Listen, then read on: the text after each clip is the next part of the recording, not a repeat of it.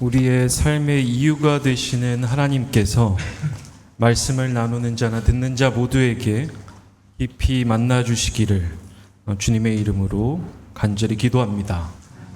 오늘 우리가 읽은 요한복음 본문은 주님께서 부활하신 이후에 제자들에게 자신을 나타내신 사건을 다룹니다. 본문을 잘 보시면 예수님께서 주간의 첫날 새벽에 부활하시고 가장 먼저 마리아에게 보이시고 그날 저녁에 제자들에게 자신을 보이셨습니다. 우리는 이때 도마가 예수님이 부활하신 이후에 처음 나타나셨는데 도마가 이 자리에 없었던 것을 압니다. 부활하신 주님을 만난 제자들이 도마에게 이 사실을 전합니다. 그런데 도마는 25절에서 이렇게 대답합니다. 나는 내 눈으로 그의 손에 있는 못자국을 보고 내 손가락을 그 못자국에 넣어보고 또 내 손을 그의 옆구리에 넣어보지 않고서는 믿지 못하겠소. 이러한 이야기를 한 이후에 26절을 한번 보시면 주님이 바로 나타나시지 않으세요. 도마가 그렇게 이야기를 했는데 주님이 바로 나타나지 않고 무슨 연휴에선지 유대 날짜 계산법으로 여드레 8일, 그러니까 우리로 따지면 일주일 뒤입니다. 유대 계산법은 당일을 하루로 치기 때문에 우리가 보면 만 7일인데 이제 8일이라고 기록을 하고 있는 거죠. 일요일에 다시 나타나신 거예요. 그때 제자들에게 평화를 기원하시고 도마에게 27절에서 이렇게 말씀하십니다. 네 손가락을 이리 내밀어서 내 손을 만져보고 내 손을 네 옆구리에 넣어보아라. 그래서 의심을 떨쳐버리고 믿음을 가져라. 우리는 보통 이 구절들을 보면서 도마가 주님의 부활을 의심했다라고 생각을 합니다. 아마 우리 교우님들 대부분도 그렇게 생각을 하실 거예요. 그렇죠? 도마 쟤는 왜 이렇게 의심이 많지? 믿음이 왜 없지? 이렇게 생각을 하실 거예요. 찬송가 135장 3절도 보면 이 생각들을 바탕으로 의심 많은 도마에게 예수님이 확신을 주셨다라고 기록을 하기도 합니다. 그런데 도마의 반응을 잘 보면 도마가 의심을 하고 있었나? 예수님에 대해서? 그렇게 생각하기 어려운 지점들이 좀 있어요. 미국의 신학자인 제임스 스트롱은 성서 안에 있는 단어들을 바탕으로 사전을 편찬했습니다. 신약 성서의 단어들을 다룬 이 사전을 보면 진정한 의미의 의심이나 주저함을 나타날 때에는 신약 성경에 어떤 단어가 쓰이는가 하면 디스타조라는 단어가 쓰입니다. 그러니까 뭔가를 믿지 못하고 저게 맞나? 저게 아닌가? 라는 주저함을 표현할 때에는 이 디스타조라는 단어가 쓰인다라는 거예요. 예를 들면 마태복음 14장을 보면 예수님이 제자들을 먼저 배 태워 보내시고 기도하신 이후에 제자들에게 가기 위해서 물 위를 걸어가십니다. 베드로가 보고서 자기도 걷게 해달라고 이야기를 하죠. 그랬더니 예수님이 뭐라고 하십니까? 마태복음 14장에 보면 와라. 그래서 베드로가 물 위를 걷기 시작을 하죠. 그런데 베드로가 물 위를 걷다가 앞만 봐도 이게 이상한 거예요. 그렇죠? 내가 물 위를 걷고 있네. 옆에 보니까 막 풍랑이 이니까 무서워서 빠져 들어갑니다. 그랬더니 주님한테 나를 구원해 주십시오 이야기를 합니다. 그때 예수님이 베드로를 물에서 건지시면서 뭐라고 이야기를 하는가 하면 믿음이 적은 사람아 왜 의심하였느냐. 이때 쓰인 단어가 디스타조인 거예요. 왜 의심했느냐? 그런데 도마의 이야기에는 요한복음 우리가 읽었었던 그 본문을 잘 보면 이 디스타조라는 단어가 쓰이지 않고 있습니다. 오늘 우리가 읽었었던 20장 27절을 다시 한번 찾아서 읽어볼까요? 오늘 우리가 읽었었던 요한복음 20장 27절입니다. 찾으셨으면 한 목소리로 한번 읽겠습니다. 시작.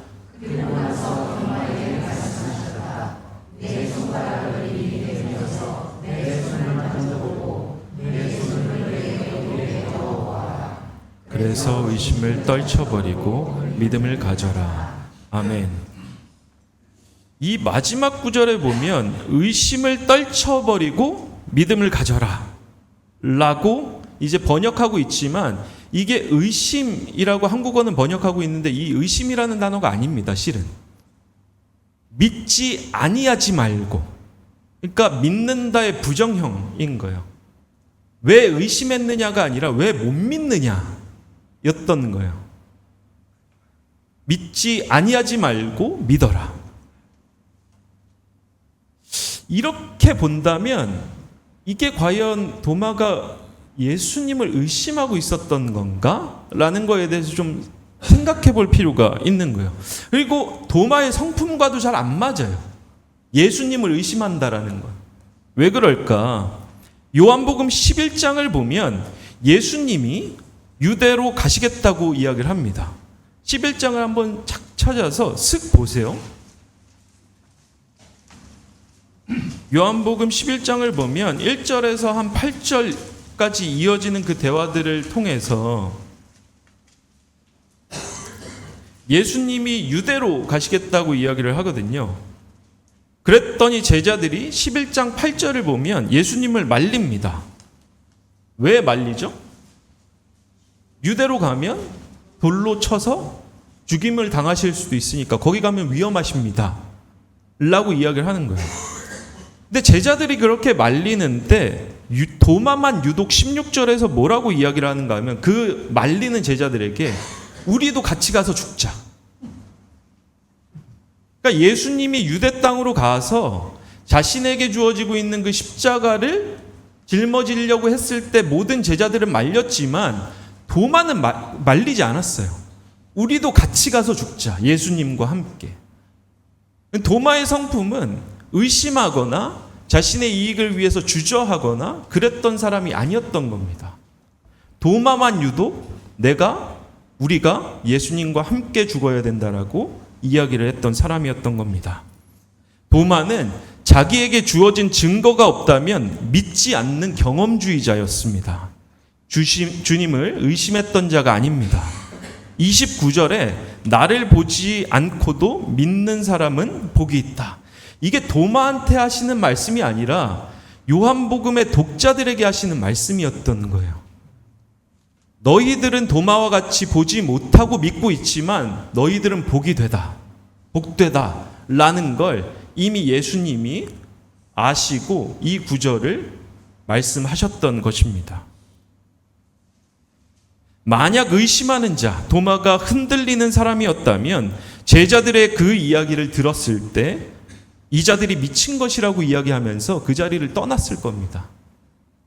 도마는 떠나지 않았어요. 며칠 기다렸다고요? 일주일 동안 기다렸습니다. 유대법으로 8일 기다렸던 겁니다. 그리고 마침내 부활하신 주님을 만났습니다. 저는 이러한 신앙이 저와 여러분에게 있기를 주님의 이름으로 축원합니다. 신앙은 맹목적인 것이 아닙니다. 덮어놓고 믿는 것이 아닙니다. 그리스도를 만나는 경험에 기초해야 하는 것입니다. 그리스도를 알아가는 지식에 기초하는 것입니다. 무턱대고 덮어놓고 믿다 보면 내가 믿는 것이 성경이 증언하고 있는 하나님인지 아니면 내가 만든 우상인지 분별이 안 되는 거예요. 한국교회 안에 이러한 많은 아론의 송아지들을 저는 보고 있습니다. 때로는 신학자인 저도, 목회자인 저도 저만의 하나님의 상을 만들고 그걸 믿는 성향들이 있는 거예요. 이러한 신앙은 올바르지 않은 것입니다. 하나님을 만나야 합니다. 도마처럼 기다릴 수 있어야 합니다. 부활하신 주님이 믿어지지 않는 분이 계십니까? 도마처럼 기다리시기 바랍니다. 하나님을 만나셨던 경험이 있습니까? 매일의 삶 가운데 하나님을 만나는 경험이 있기를 기도합니다. 주님을 기다릴 수 있어야 합니다. 도마처럼 주님을 갈망할 수 있어야 합니다. 우리도 주와 함께 죽으러 가자 결단했던 도마와 같은 결단이 저와 여러분에게 있기를 기도합니다. 부활하신 주님을 기다리고 있었던 도마가 예수님을 만나자 마자 했던 고백이 뭐였죠? 나의 주님, 나의 하나님. 누군가가 나의 주인, 주님, 롤드라고 고백하는 것은 현대인들에게 상당히 낯선 겁니다. 이 시대까지만 하더라도 뭐 괜찮았을 수 있어요. 왜 그랬죠? 노예 제도가 있었잖아요. 그렇죠? 우리는 노예로 살지는 않죠. 적어도 신분적으로. 물론 따지고 들면 우리도 어딘가에 종속되어서 살아가긴 하지만 그게 회사일 수도 있고 가정일 수도 있고. 근데 적어도 외형적으로, 구조적으로 우리는 노예처럼 살아가진 않습니다. 그래서 누군가를 주님, 주인이라고 부른다는 건 상당히 낯선 거예요.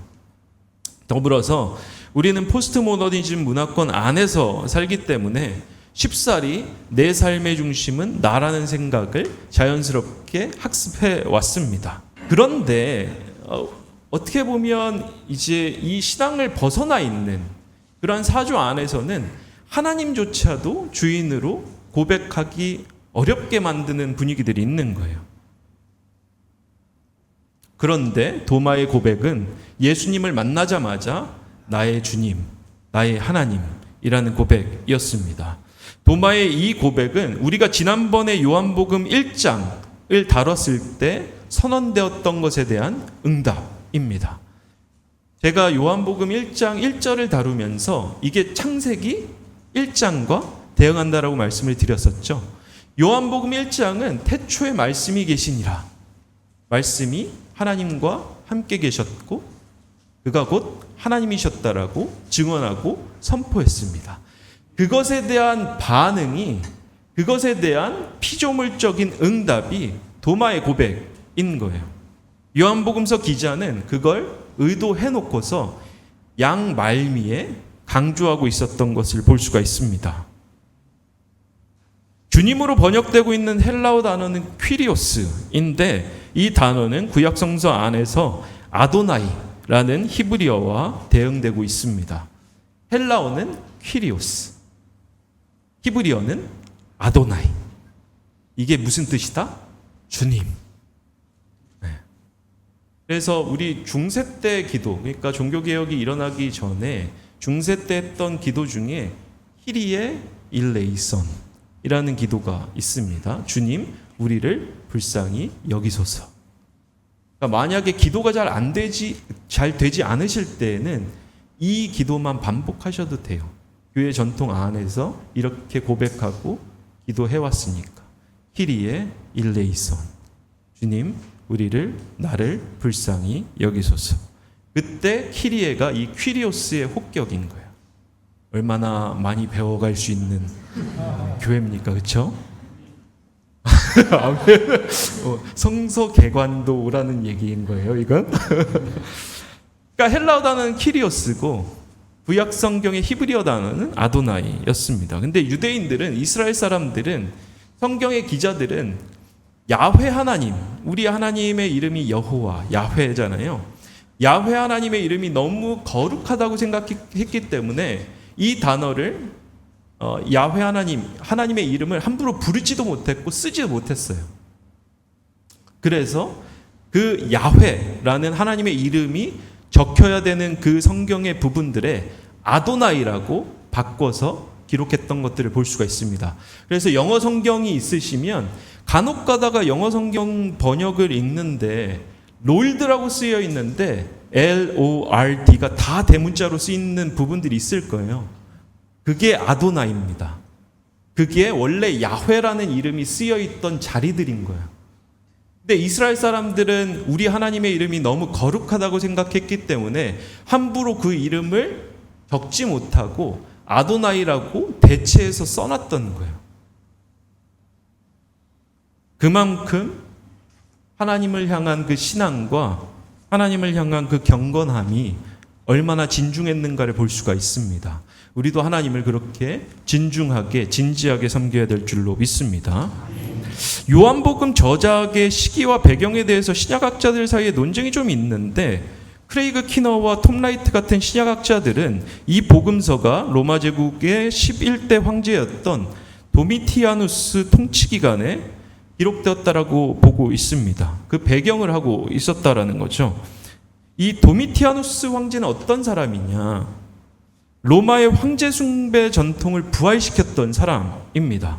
그래서 모든 행정관들에게 발송하는 그 공식 문서에 뭐라고 기록을 해놓으라고 명령하는가 하면 우리의 주님이시며 우리의 신이신 분이 명하노니. 그러니까 공문서 발송할 때 자기가 했던 명령이니까 그 명령에 대한 권위를 실기 위해서 이 문장을 모든 공문서 앞에다가 써놨던 거예요. 우리의 주님이시며 우리의 신이신 분이 명하노니. 여기서의 주님과 신은 누군 거죠? 자기인 거예요. 도미티아누스 황제. 이러한 상황에서 요한복음은 에베소 교회, 에베소라는 그 도시를 배경으로 하고 있었는데 이 황제 숭배를 위한 신전이 자리 잡고 있었던 것입니다. 로마 상황 안에서 주님과 신은 누구라고 고백되고 있었다라고요? 도미티아누스, 이 황제.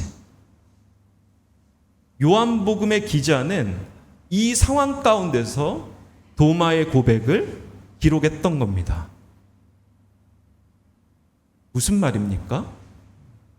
로마의 황제만을 주님이고 신이라고 고백해야 되는 그 에베소에서 요한복음서의 기자는 로마 황제 그건 인간이다. 로마 황제 그건 한낱 피조물일 뿐이다. 나의 주님과 나의 하나님은 누구다? 우리의 주님과 우리의 하나님은 누구다? 오직 우리 예수님 뿐이시다. 라는 고백을, 그 도마의 고백을 기록했던 거예요. 종합해보면 도마의 이 고백은 그가 몸담고 있었던 유대교로부터의 전통, 야훼 하나님 한 분만을 하나님으로부터 고백하는 것으로부터 벗어나는 고백이었습니다. 하나님이 한 위경만을 가지신 분이 아니라 삼위일체라는 점을 고백하는 것이었습니다.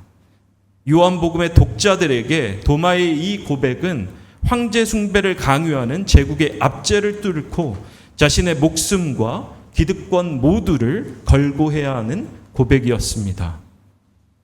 도마가 했던 고백과 도마의 고백을 읽으면서 그와 함께 예수님을 나의 주님으로 고백했던 그리스도인들은 이 고백을 함으로써 필연적으로 고통을 겪을 수밖에 없었다라는 것입니다. 예수님을 나의 주님, 나의 하나님으로 고백하는 것에는 헌신이 요구됩니다. 자기 희생이 요구됩니다. 먼저 부활하신 주님, 도마처럼 부활하신 주님을 기다려야 합니다. 그러한 헌신이 요구되는 것입니다. 그리고 주님을 만난 이후에는 이전에 자신이 몸담고 있는 전통과 문화로부터 벗어나서 새로운 세계와 문화 안에 들어가는 이주의 고통을 경험할 수밖에 없습니다.